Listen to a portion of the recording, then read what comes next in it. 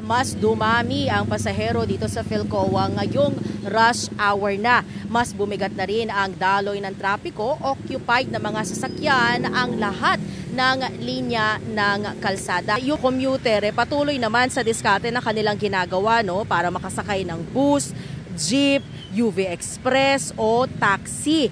May ilan na naguunahan sa pagpara at pagsakay.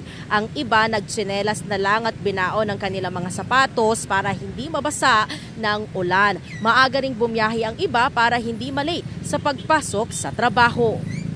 Ganito, pag hindi ka makaano ng sasakyan, mahirap. Sipin ang pasok.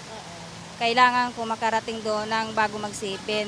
Nagchinilas kasi ako kasi tag-ulan, tsaka may baon ako ng sapatos. Dahil maulan, basa. Doon po ako magpapalit. 7 pa po yung pasok ko. Pero pumasok na po na maaga kasi mahirap po pumasok . Tapos lalo na po dito mahirap sumakay po. Tapos lalo na maulan. Sobrang hirap po.